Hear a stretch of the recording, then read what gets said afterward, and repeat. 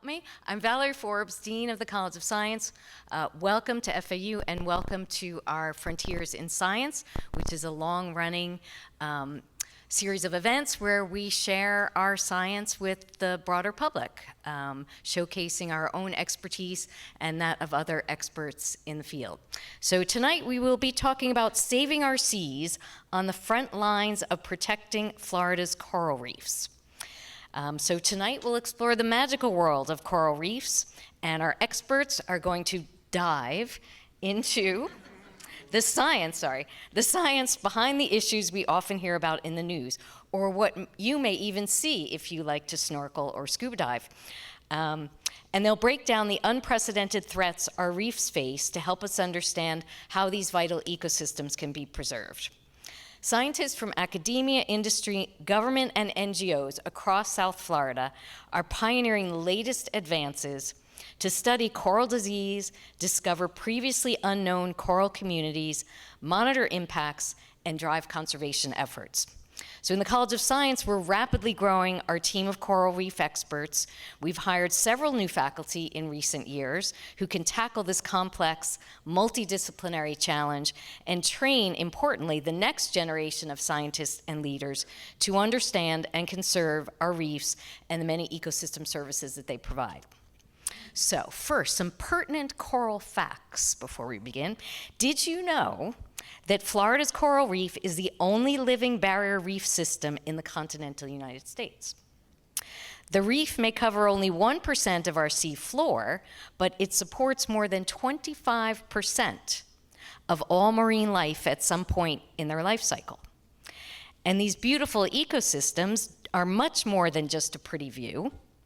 Some would argue that they are the economic foundation of our state, with the Florida Reef Tract serving as a massive economic driver, supporting over 70,000 jobs and generating $6 billion annually to the state, and it has rightfully been called the heartbeat of our blue economy. Perhaps most importantly for all of us living along the coast, the reefs are our first line of defense, absorbing the energy of frequent storms and waves, shielding critical infrastructure, human communities, and valuable coastal ecosystems, providing over $500 million in annual flood protection annually. What's alarming is since the 1970s, Florida's live coral has suffered a 90% collapse. Our most iconic locations, healthy coral cover has plummeted to just 2%, leaving our reef tract at a critical tipping point for survival. You'll hear more from our experts, but I hope that these few facts have set the stage by illustrating just how deeply connected we are to the health of our reefs. So before I ask our panelists to introduce themselves, those of you who've been here before know the drill. We use an app called Slido to take Q&A. There were instructions. There will be again instructions. There's a QR code that you scan, and you have the app on your cell phone, and you can type in questions, and you can also either you can upvote or like other people's questions, and that'll bring them to the top of the queue. It's very easy to use. So that's what we'll be using at the end. And while we would like to encourage you to use your phones for the Q&A, please turn them off so we don't hear them going off during the panel debate. And we will be having a reception after the panel, and you're all welcome to join. Free reception next door, and you can have a chance to chat with our panelists and each other. So now to get started. Can each of you please tell us your name, your current position and expertise, and what is one thing community members could do right now to directly support the survival of Florida's reefs? Let's start with you, Molly.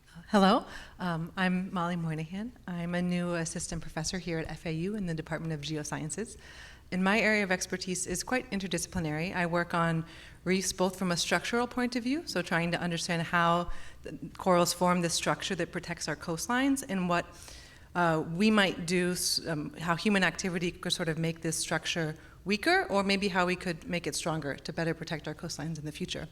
I also study microbes on reefs and how different microbes cycle nutrients and play beneficial roles in the coral organism. And so one thing that I think you all could do right now that would have a huge impact would be to call your representatives and express concern about the dredging of Port Everglades. This is a project that the state of Florida has been planning for some time, but is likely going to have a very, very detrimental impact on the corals surrounding Port Everglades. And so I would encourage you all to reach out to your representatives and express your concern about this project. Okay, thank you. Josh? Good evening, everyone. Thanks for coming. My name is Joshua Voss. I'm a coral reef ecologist based up at FAU Harbor Branch, where I've been for about 18 years. I'm the director of collegiate education at Harbor Branch, the co-director of the Marine Science and Oceanography program, and also a research professor. My background is in coral health and disease, conservation at broad scales, population genetics to understand connectivity at broad scales, and most importantly, trying to inspire people to protect things that they love underwater. The things that I would say are the most important to take home from today are, number one, if you could do one thing, commit here, right now, to telling at least 10 people some of the things that you learned tonight. Share that story, amplify that message. That's the way we enact change. Number two, I would also, and I'm cheating because I'm giving two things, I would also encourage you to call your representatives. Right now, there's a critical need to restore funding to the Florida Coral Reef Restoration and Recovery Plan, or FCR3. It's an appropriation that had been put forward by Governor DeSantis that we're hoping to get restored into the budget to advance the work of coral restoration in the state going forward. Steve. Hi, I'm Steve Ulmer. I'm pretty new to FAU, came here in August. I'm the director of the School of Environmental, Coastal, and Ocean Sustainability. I'm also a professor of biology. I'm going through my list of things I have to say. I study coral diseases like Josh and also the genomics of corals. So I look at the corals that survive bleaching events and disease outbreaks, and then I do high-end genomics to figure out what genes made them survive. And I use the same kind of genetics to identify what the pathogen that caused the disease was in the first place. And in terms of calling our reps, being here tonight and spreading the word, those are all really important. But I also think thinking about the corals as connected ecosystems, they're highly connected to our seagrass communities, they're highly connected to our mangrove communities, so any protection along the coastlines we can do cascades down to healthy reefs, and our reefs cascade back up to protecting our coastlines as well. So let's protect them as well. Okay, thank you. Lindy? My name is Lenita Fix. I'm the only non-FAU professor up here for you tonight, so you're welcome. But I run an organization, I'm the practitioner in the group. So I run an organization called the Reef Institute, which is located in West Palm Beach. We're the only dedicated coral conservation organization in Palm Beach County. We follow a model called Rescue to Reef. So we have corals that are rescued from disease and bleaching and other issues. If you didn't know it, coral's an animal. We actually breed those animals. We take care of their babies, and then we put their babies right back out here in the ocean following their guidelines in hoping to rebuild our reefs. And as far as one thing that you can do is, what I like to say is that too often, for a very long time, we haven't treated the ocean as a sustainable resource. We've used it as a commodity as opposed to a treasure. And so we need to kind of take a step back and understand it's a resource that is supposed to be sustained, and it's our responsibility to sustain it. So get passionate about something and do that. And so whatever you can get passionate about, obviously we're coral people, and so I really am behind coral, but I really think that we need to start taking the steps that we can. We think we can't do enough, and so we do nothing. And so we need to do what we can. And then I'm going to say the very bold statement, support the organizations financially. Pick an organization. Obviously, I would love for you to choose mine, or the university. Pick an organization, and really it is something practical that you can do, is support them financially. All right, well, thank you all and welcome. So the first topic that I'd like to touch upon is the current state of our reefs, and I'd like each of you to weigh in on this. You know, we've all seen the headlines over the last several years, record-breaking heat waves and catastrophic bleaching events resulting in coral die-offs.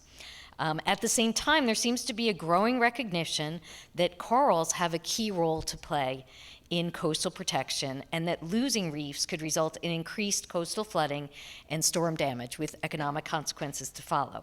So to kick things off, I want to ask each of you, as the people who are in the labs and under the water, what makes Florida coral reefs unique?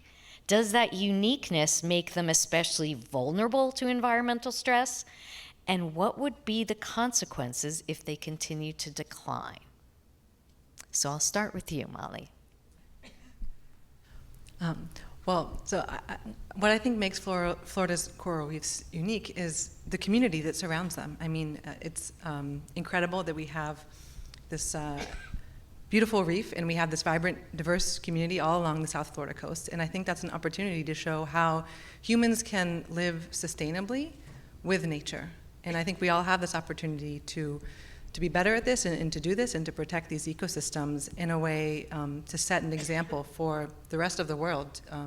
It's rapidly developing. You know, coastal communities are increasing globally, and so I think we have an example to be at the forefront of showing how we can restore these ecosystems and investing in them and investing in the services that they provide.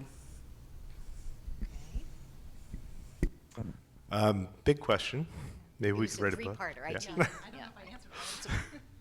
I think that a couple things. Number one, historically, geologically, we are literally here because of coral reefs. Most of the coast of Florida from about here south was generated by coral reefs about 125,000 years ago. So we have a lot to be grateful for to corals. Yes, we've seen a lot of rapid changes in shallow water corals recently, but part of what makes Florida's coral reef so unique is that it is this multi-tiered, multifaceted system. So while some of those shallow reefs have not been doing well for quite a while now, really we've started to see decline since the 80s, and those have been more exacerbated by disease and bleaching successively in about the past 10 years. We have pretty vibrant coral reefs as you start to go deep that still sustain a huge amount of fisheries, biodiversity, and food web dynamics that are really important. So I think, what was the third part? Remind me? The consequences of Consequences. So I think that for us, kind of some of the more practical consequences are our home insurance rates have been a topic of much discussed frustration lately. You can literally thank our coral reef for the fact that you can even get homeowners insurance in the first place if you live on the coast, because otherwise our waves might be about 2 to 3 times higher during storms. So that's kind of the main consequence. I think the other more important thing is that Florida kind of exists in our mind's eye as this kind of tropical paradise. And the fact that we have coral reefs completely plays into that. So it's not just an integral part of the land we stand on and the barrier reef that protects us. It's literally part of who we are in Florida. And I think if we lose coral reefs, we risk losing a part of what what Florida is and what Florida stands for. Okay, thank you. What makes them unique? Does that uniqueness make them vulnerable? And what are the consequences if they continue to decline? Thank you. I needed the reminders. I might even need it in 30 seconds. I think, as you know, Molly and Josh touched upon, there's a lot that makes Florida unique. I kind of agree with Molly that it's the economic might of South Florida is exceptionally unique in our ability to reinvest back in our reefs. But as you can tell, we aren't always doing that. For me, though, I've worked throughout the Caribbean too, and when I come to Florida, I'm always struck by how dynamic the reef is in terms of the scale of the variability, in terms of like the heat. So we often think about excessive heat on reefs throughout the Caribbean, and that's very true in Florida as well. But it's not just the corals cooking at a maximal temperature. They're experiencing much more dynamic temperature ranges. So that makes them vulnerable. They are at the upper limits of their range, but it could also make them highly adaptable because they've seen a lot more temperature swings in terms of what they're experiencing. What was the third part? Consequences if they continue to decline. I think it goes back to what Lenita said, that we've been extracting from our reefs and asking a lot of our reefs from geological times all the way down to relying on our healthy fisheries. I mean, our economy is not just based on the number of corals on the reefs, but it's the healthy fisheries and everything. And we've extracted our toll, and I think we're now getting to the point where we need to pay back our corals with replenishing them and restoring them. Otherwise, we're not gonna have the cash account to extract from anymore. Okay, thank you. Lenita. So you didn't walk into this building today and make any comments on the foundation of this building. You didn't walk in and say, wow, the foundation of this building is incredibly sexy, and I just love the foundation. But if we don't have the foundation of this building, nothing else stands. And that's really what the reefs are. It's what coral reefs are across the globe, and it's especially true for Florida. We have 350 miles of reef. A good chunk of our reef system is right here in Palm Beach County in St. Lucie, Martin and St. Lucie County. We always think of our reefs being south of here, but there's actually a lot of reef. They're incredibly dynamic. I mean, the reefs that are here, when we think about this heat waves, the heat waves in the Florida Keys, the coral is affected a little bit more there because they're a shallow reef, as Dr. Voss said. Our reefs here are somewhere between 30 and 90 feet. And so it's an incredibly different, dynamic ecosystem that is creating a foundation for everything else, in my opinion, in Florida. And so it's something that if we don't protect it, if we don't do something to fix it, Florida is literally going to start crumbling into the sea. There was a map that I discovered a couple of years ago that estimated that when the reefs go away, it was a geological map, that everything south of Orlando would be completely underwater. So I don't know the viability of that, but it definitely, seeing that from a geologist was incredibly, it really was a shock to me. And so they're different, so they're vulnerable in different ways than just those buckets we put them in the rest of the world. But I would say we don't know what we don't know will happen when they go away. There's economic repercussions, there's livelihood repercussions, and I think it's just like we don't think about the foundation until it begins to shift. That's what's happening with our reefs. Okay, thank you. Quickly, yeah. So one thing that Lee needed to touch on reminded me, so sea level rise is this other specter and issue that we're dealing with. One of the amazing things about coral reefs is that geologic history has demonstrated that a healthy functioning coral reef can grow faster than the rate of sea level rise and continue to offer those protective benefits. So if we can get our corals back to where they're relatively healthy and stable, it could help to limit some of those future scenarios that Lenita talked about. Okay, good point. All right, let's switch gears for a little bit. The next theme I want to touch upon is the key role of microbes. And Molly, this one's for you. So bleaching events get all the press. So this is when a stressor such as high temperature forces corals to eject their algal partners that live inside their tissues. And we know this is all devastating because the corals rely on their algae for nutrition and they'll die. But this is part of a much larger issue. So to truly protect the future of our reefs, we must look past the most visible bleaching at the surface of the coral and understand the impacts of excessive nutrients, toxic chemicals, and potentially other human-caused stressors on coral physiology and ecology. So Molly, your work in geosciences reminds us that corals depend not only on their algal partners, but on a wide variety of microbes with which they interact. So can you tell us about these less well-known microbial interactions and why they're important, and how the changing ocean chemistry and nutrient runoff along Florida's coasts is affecting these relationships and complicating our efforts to protect coral populations? Sure, thank you. So like Valerie mentioned, coral's symbiotic partnership with their algae gets a lot of press, and this is because corals bleach, and this happens often when sea surface temperatures are very warm. Corals lose these important algal partners, but corals have a lot of other microorganisms that live inside of them. that are also very important. So just like we have microbes in our gut, on our skin, so do corals. They're complex animals, they have different tissue layers, and these microbes that live in these different layers all play important roles in their health. And so some of these microbes get attention for disease. This is a huge problem in Florida. But a lot of these other microorganisms have beneficial roles. They could help protect the coral against the disease. They can help strengthen the skeleton. They can help balance imbalanced nutrient concentrations. But we know very little about, we know who they are, but we don't actually really know what these microbes are doing. We're sort of just starting to scratch the surface. And microbes in one type of coral could be very different in another, just like your gut microbiome might be very different from your neighbor's. And so we're really trying to understand what microbes are there, what benefits they're playing, and how can we harness these benefits to help us protect the environment. And this ties in nicely with nutrient pollution as well. So some microbes might help us remove nutrients, help detoxify the environment.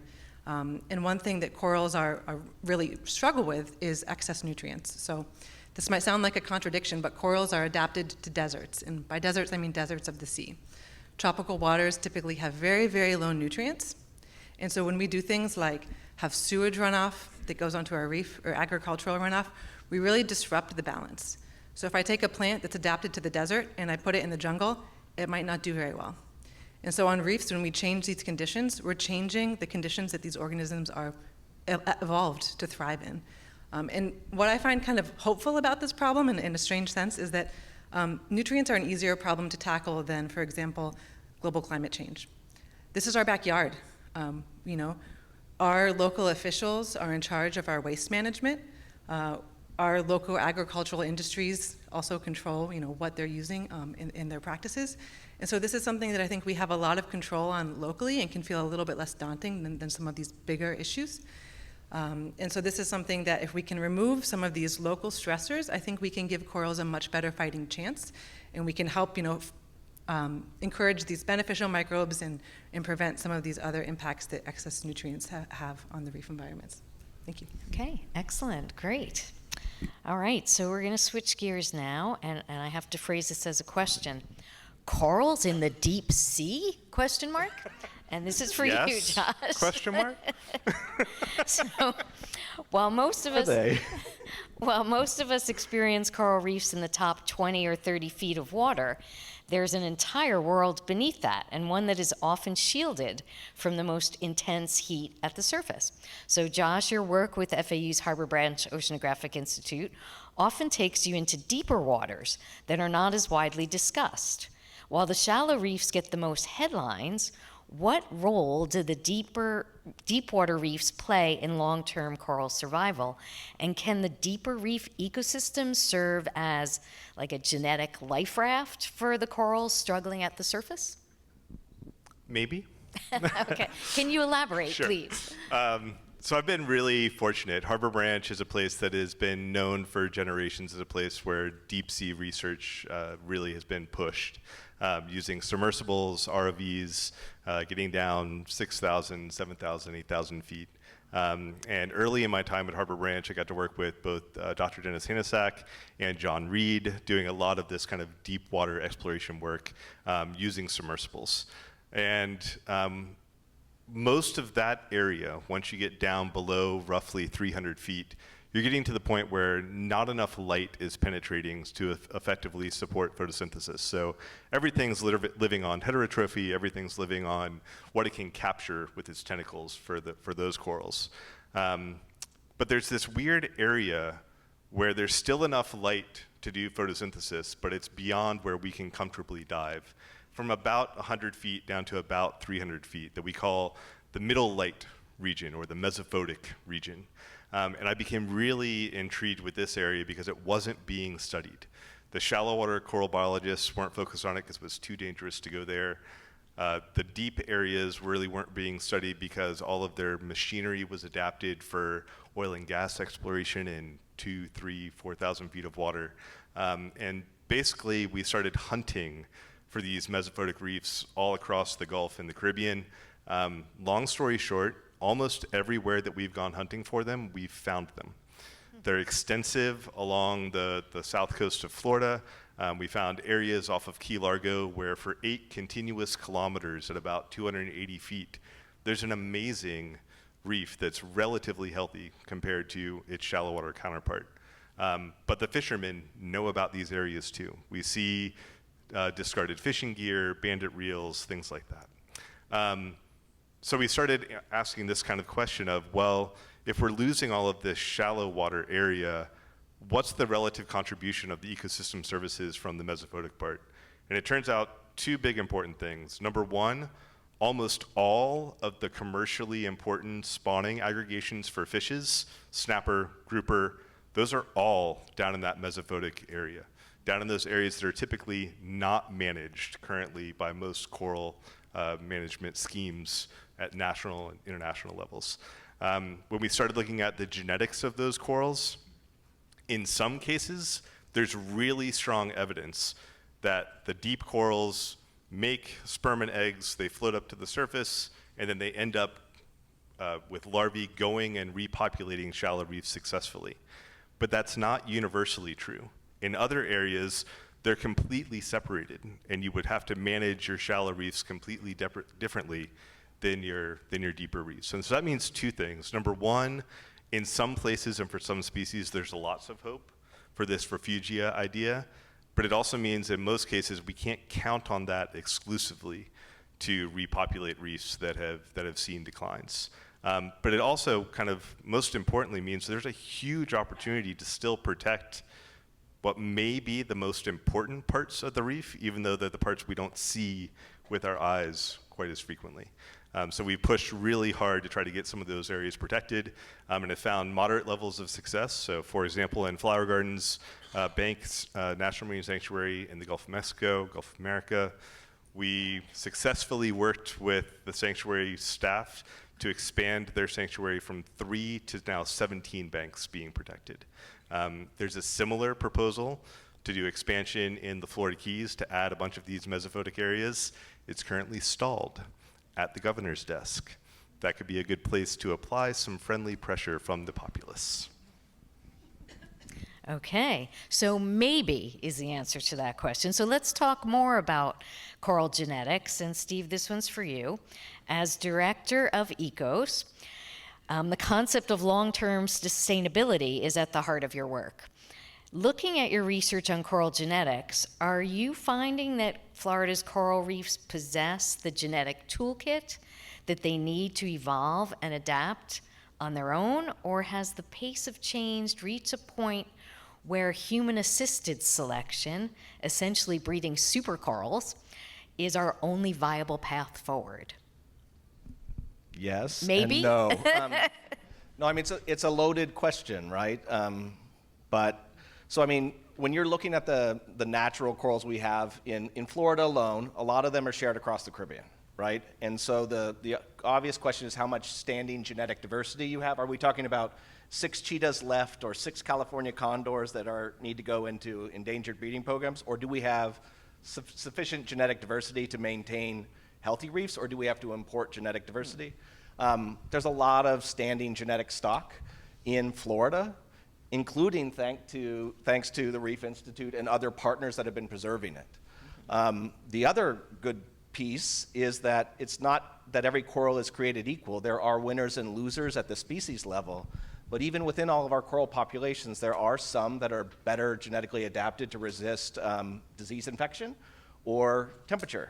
So kind of what we're doing with the genetics is we're looking at individual corals like staghorn corals, which is an endangered species, and we basically challenge them, and we identify those highly resistant individuals. And then we layer on the best genetics we can do, the same kind of human genetics we would do, we apply to our coral genomes, and we can identify the genes. And so what we're finding is about 15% of the staghorn corals are highly resistant to the disease. Those are going to be the ones that are going to resist future infections. We're doing thermal tolerance work as well. And then the genetics is telling us which genes make corals more resistant, and that gives us tools to go back to our partners, and without having to kill a bunch of corals or challenge a bunch of corals in infection experiments, just give them a genetic tool to screen their current stocks and say, these ones will be highly resistant, these ones will be susceptible. And so we have these adaptive strategies. Do we need supercorals? Yes. Do they exist in our natural populations? Yes. Do we need to import them from other parts of the Caribbean? Probably not. And do we need to breed the best stocks? Yes. So if you think about typical agriculture and selective breeding programs, we're always looking for a disease-resistant tomato or something. We just need to apply those same best practices to our corals and incorporating them into our restoration programs. An even more controversial idea has been people talking about trying to import corals from the Pacific, which are wildly different corals. And I would say that's kind of the invasive species introduction gone wrong 1,000 times over, so not a huge advocate of that. Okay. Yep.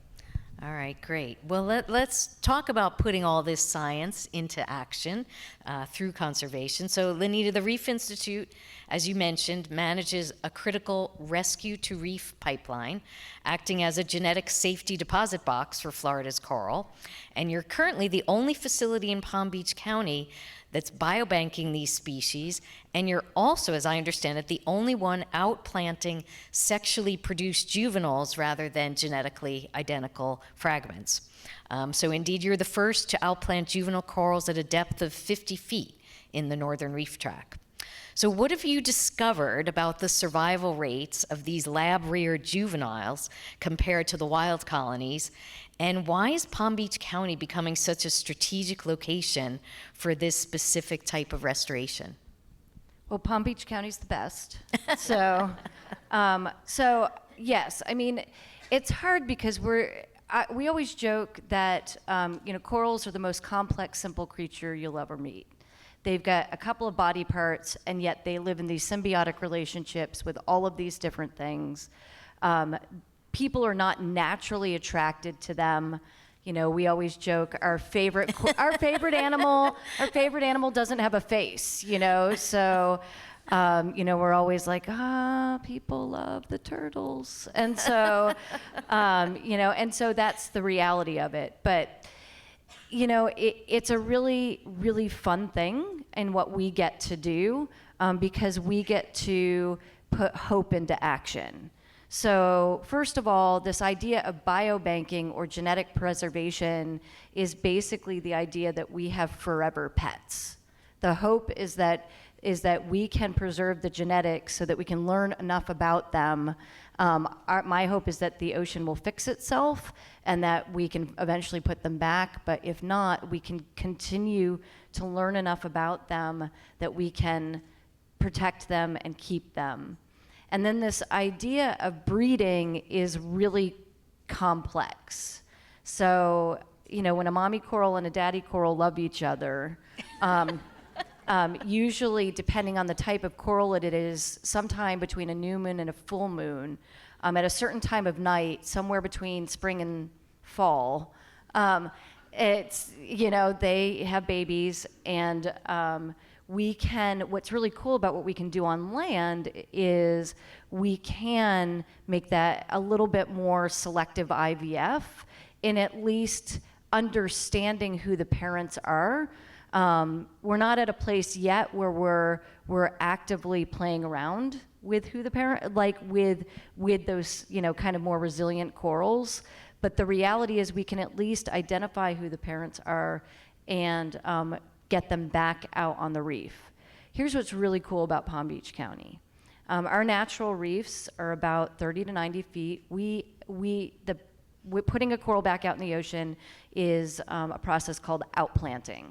And so what we do is we dive down, we use epoxy, we scrub the reef, we put a baby down. I have some pictures for you if you want to see them. We currently have a 65% survival rate in Palm Beach County. And that is so low because of human error. The first time we put corals in the ocean, we had no idea what we were doing. I literally have it on video, people mixing epoxy wrong. It's like, you think that you're preserving this for future because it's inspirational and now it makes you cringe. But we just, we didn't know what we were doing. We were really charged with piloting and learning and falling behind people like Dr. Voss, who had seen if corals could even go out on these reefs at all. And so But we started asking people, what do we do? How do we do this? And literally nobody had any answers for us. Because the other thing about Palm Beach County reefs is that if any of you are divers in the room and you go to the Keys or the Caribbean, you really like that crystalline water that doesn't move. So on average, we have about a 2-knot current, which is great if you want to drift dive and look at things as you shift by, is not great if you want to try to shove a coral onto a reef. And so we had to figure out a lot, and what's really cool is, our first coral outplants went out in 2022, and the ones that are there have quadrupled in size, and now we get to see if they're going to start fixing the reef for themselves. They're pretty close to an age and a size where they'd be able to reproduce for themselves. And that's really the approach that I believe we need to take, is this both and approach of that really learning like we are at the university level, doing the research, doing the application, and then also getting coral back out on the reef while we're creating a system that can fix itself. And so it's just this really awesome thing that we can do in Palm Beach County, that we don't deal with heat in the same way. Everything is outplanted below the thermocline. We have this really, these near shore gyres, and so it creates upwells that cools our water when it's hot. And so the Gulf Stream bumps right in at Palm Beach County before it goes out. And so all of these things just create this really unique place that the reality is, I think in the next couple of years, maybe a lot of years, I hope, we'll be looking to Palm Beach County and north at just where the healthiest parts of the reef are. Just because of the reality of warming temperatures. It's just where we're at. And so it's really important that we understand these reefs and that we do everything that we can to protect and rebuild them, because I think we're going to be looking at a shift, if we're really honest, in the next 2 decades. Yeah, please. Yeah. I would be skewered by some of my colleagues if I didn't point out that there are lots of other groups that are also doing sexual propagation. And I think tying into the things that both Lenita and Steve have said, we know that sexual propagation is essentially how you increase genetic diversity within a limited number of stock corals or stock organisms, period. Kind of the holy grail for stock enhancement is to get to that sexual reproduction phase, because you're literally getting crossover and new genetics introduced when you do that. So if we only rely on asexual reproduction and ignore the sexual reproduction part, we're going to literally bottleneck ourselves into not having the corals that we need. I'm going to follow up again, since we'll just keep going back and forth here is what we'll do. So for those of you who don't understand or don't really understand what we're talking about, when people have put corals out in the ocean for a very long time, if you've ever seen the coral trees, which are the most famous thing that you've seen in the ocean, a process called microfragmentation or asexual reproduction is used. Basically because corals are colonial animals, you can break them up into little pieces and put them out in the ocean. So a lot of times when people have been outplanting corals, they're putting thousands upon thousands of corals out in the ocean, but they're clones. And there's a lot of genetic management that has to happen in where you put them, because these clones are not really supposed to reproduce with each other. What's really cool about the way that we're able to approach sexual reproduction, which is the other side of it, is that, and that's a very simplistic way of putting it, I understand, is that we can, what Dr. Voss was saying is that we can manage those genetics at the front end in the parents.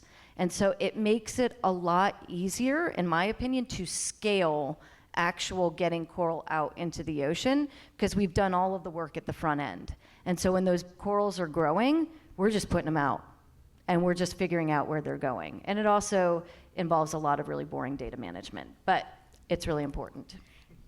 I think we should go to audience questions, if that's okay. It's about sex, though, Valerie. I mean, Oh, go ahead. just quickly. So I think what you guys are saying is absolutely correct, that we need both sexual and asexual. I mean, the beautiful thing about a coral is that we can propagate them vegetatively like your plants, and then we can send off that same magical clone to Lanita to breed while we're also outplanting. So we get the best of both worlds. The other thing Lanita did not tell you is the spawning is really rare, and it's really not that it's not that nice. They spawn in the middle of the night.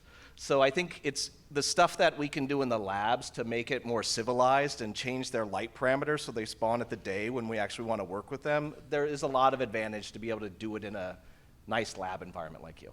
Yep. All right, you ready to go to audience questions? Okay, if you haven't had a chance to type in your question, now's your chance, or upvote other ones.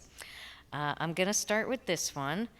Are reef protections similar in Florida, Australia's Great Barrier Reef, and the Red Sea, or does each have its own issues? And anyone can take it, anyone who feels strongly about it. You want to go? You can start.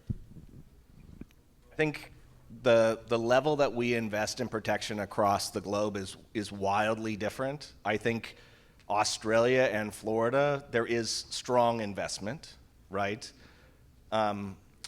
Florida's reefs are near shore. We make our investments. Australia is offshore, and they have put a lot of resources into it.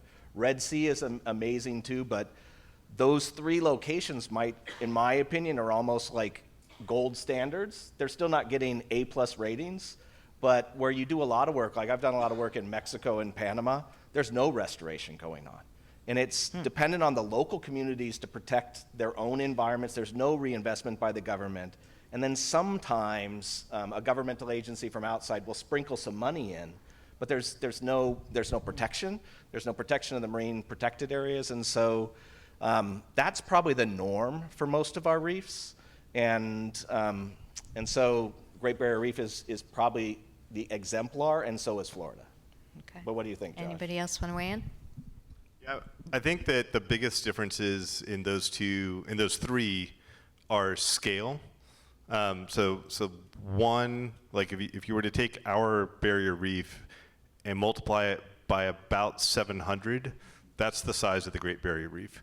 So we shouldn't even expect them to have the same kind of management structure, infrastructure, investment, et cetera. Some of the biological processes that control what's going on there are totally the same, but necessarily we'll have to have different scalars of management for those areas. Yeah, Molly. So, I spent a lot of my career so far actually working in Southeast Asia and on a lot of the reefs in Singapore, which is a similar environment in the sense it's a very urban area. So some challenges are similar, but I'd say one thing that one problem we all have to deal with is corals are suffering around the world, and if we grow them and put them back, we're just putting them back maybe someplace where they died. And so we have to deal with the cause of why the corals aren't doing well. And I think that's a universal problem, and some of these problems are local, like I mentioned, with nutrients, and that's something that every city or every urbanized area is going to have maybe slightly nuanced variations of, but we all have waste to manage, we all have agriculture, we all have urbanization, and so these are all common issues. And then we have sea surface temperature, we have changing ocean chemistry, changing pH, and so we can do all we want with the restoration, but if we don't address these other issues, maybe we have super corals that are better equipped, but we still have to deal with the fact that the environment has to be favorable for them to survive. Yeah, thank you. Okay. And what you said really reminds me too that again, geologically, there's very strong evidence that corals as an entity are going to survive. That's not the issue that we're talking about. It's the coral ecosystem services that we rely on so heavily are what is at threat currently and would be lost in the scales of 2 to 3 human generations. In long-term geological history, there's huge evidence of corals riding this wave of boom and bust over time. So we're not talking about the survival of corals on the Earth scale. We're talking about survival of coral reefs that are giving us the things we need and want to survive here in Florida and the Great Barrier Reef and the Red Sea. Okay. All right, great. I've got one here for you, Lanita. It's obviously for you. So the question is, where do you epoxy coral onto? And could we develop deployable structures to help position them so there's a higher success rate? Yes, it's all permitting. The very exciting methodology is that you dive down. You have really exciting tools like hammers and wire brushes and more hammers.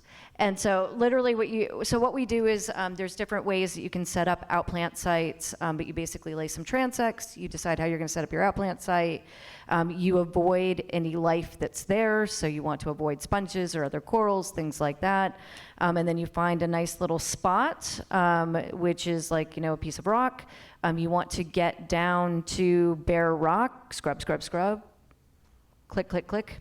And then it's a type of marine grade epoxy. It's a 2-part epoxy. A lot of what we do, we are just starting to try to get some volunteers involved. A lot of what we do is teach them how to mix epoxy. And then, so our corals are on, and it just speaks a lot to different organizations and where they are on the reef track are going to be able to outplant in different ways. So we'll have a lot of people go, oh, you just need to take a Nemo drill and you just need to drill, drill, drill, drill, drill. Where we are, it's just the limestone's a little bit thicker, and so that's not as quick as some of the other methodology that we can use. So they're on these little plates about this big, and then we mix the epoxy. We stick it on the blank rock. The key to epoxy is it sticks to whatever's on top. So that's what I said when we had human error, like when you stick epoxy to a layer of algae, it floats away.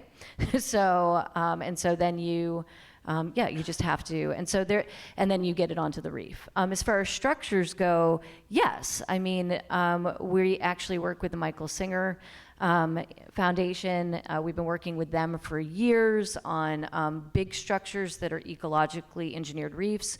We're actually working with them right now on some small structures that have like little shelves and little ways to affect kind of keep predators out. Or our biggest issue is actually sedimentation, which is not an issue in other parts of the reef. When you have a ledge and that upwell comes and just dumps a bunch of sand on your coral's head, it doesn't like that. So we're actually talking to them about kind of creating these little structures that could help that. But we're trying to kind of balance scaling and efficiency with survival. So one really fun thing that we tried about a year ago is we were moving facilities. We moved from 3,000 square feet to 23,000 square feet. And so we had to move all these corals, 10,000 corals. I don't recommend it ever. And we don't ever want to move again. So we had worked with some breeding. The only time coral moves in its whole life really overall is when it's first born, when it's a newborn, and then it goes through a process called settlement. So we had settled these corals. They were about 3 weeks old, and we were looking at them and we were thinking, should we put them directly out on the reef, or should we try to move them? We weren't sure if they'd survive the move. So we decided to take a both-and approach. We put you settled them on these little 4x4 squares. We put them out on the reef. We didn't think they had done so well. We kind of tried some different things, thought it would work. It didn't. My staff is not allowed to talk to people when they get on the boat, because they'll get on the boat, they'll be like, everything's dead. And I'll be like, everything's dead? Well, okay, one thing died. And I'll be like, okay, so that's not everything. But we went back out about 6 months later when they would be visible to the naked eye. And one of my staff just came back on the boat, like squealing with glee, and they had survived, and they're growing. And so I think sometimes corals, it's not that they're more resilient, they're differently resilient than we anticipate. And so I think, yes, like creating little structures and things like that are important. Sometimes we overcomplicate it. And I think sometimes we have to take that step back and go, maybe just some of these guys are gonna live because they really have a will to live.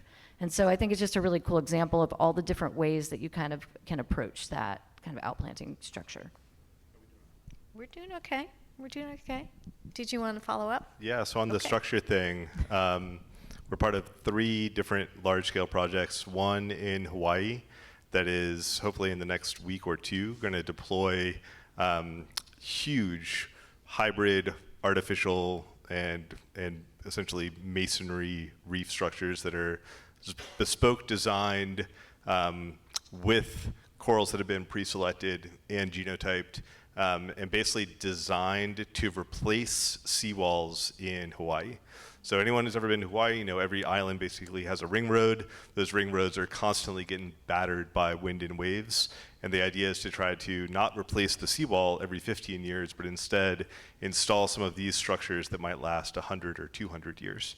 So there's really some intense engineering and biology going into that. And then there's also new structures that we'll be putting out in March deep in the Gulf for deep octocoral restoration related to Deepwater Horizon. So new structures that have never been tried before, they're going to be going into those areas too. All right, thank you. Okay, so I'm going to read this next question, and then I'm going to point to Molly, because you remarked on this in your opening remarks. So the question is, the U.S. Army Corps of Engineers is planning the largest permitted coral reef destruction in U.S. history at Port Everglades. Will we let this happen, and why? I'm guessing that's the royal we, not like we. But you, in your opening remarks, you said one thing people could do was call their representative and talk about this. So maybe elaborate a little more on what people could do, what the concerns are. Yeah, and so I'm sure there are people who are better informed than myself, but I personally don't think we should let this happen. I think, or if it is going to happen, we need to be very, very careful with how it's happening. And I think there were a lot of mistakes made when a similar project happened in Miami. A lot of corals were covered in sediment, and a lot of people did a lot of great research to document that. And I think we're silly to not try to learn from that past mistake, whether that's to ensure really robust protections before we do this, or maybe to consider not doing it. I mean, of course, there's a big economic reason to do it as well. So it's a tough decision, and I think we do have to balance, the economy of the region with the environment and find a way to kind of harmonize things. And so, I would encourage everyone to sort of express concern to their representatives about this project. I know that the Army Corps of Engineers is planning to transplant, I think, 1 million corals. Does that number sound right? Which is a big undertaking.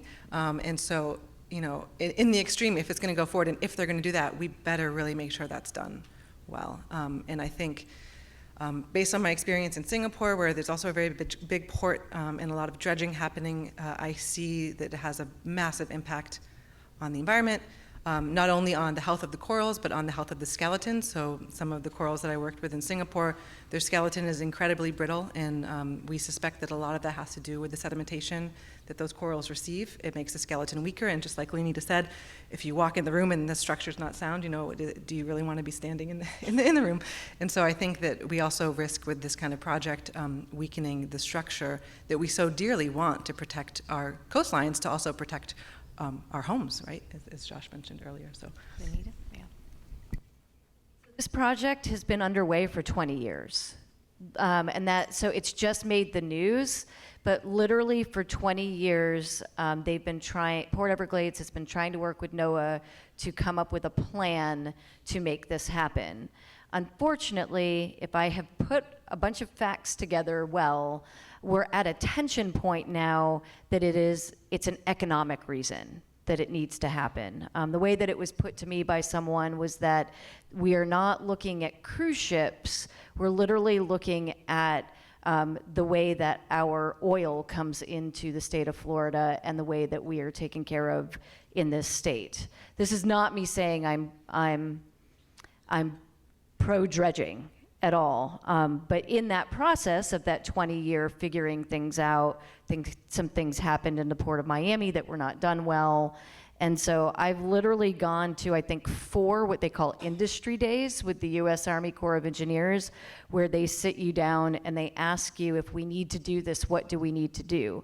And I will tell you that the very first one, I said, you needed to start helping us build out facilities yesterday if you want to move 1 million corals around. And so I just say that to say that it's a complex question and problem that is going to take some complex answers, that is really I think, more complex than just don't do it.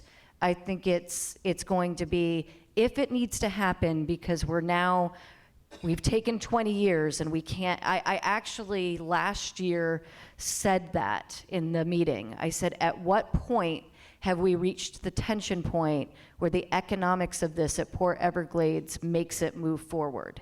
Is there a point at which this will happen? Because it was the first time I'd found out it had taken 20 years to make this decision. And so I think what's happened now is it's just made the news 2 decades in, and we're a little shocked by it.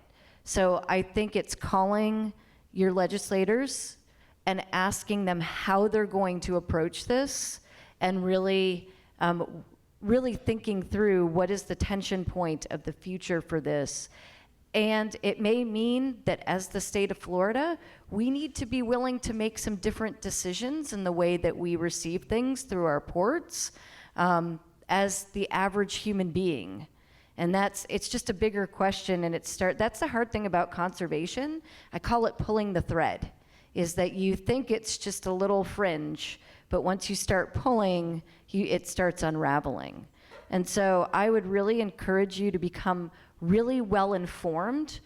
Don't take all of your information from the first reel that you see online. Don't take all of your information. You can find any opinion that you want to back you online. Do the digging, read the reports, and call your senators and ask them to make really important and directed decisions in how or if this gets done. Okay, thank you.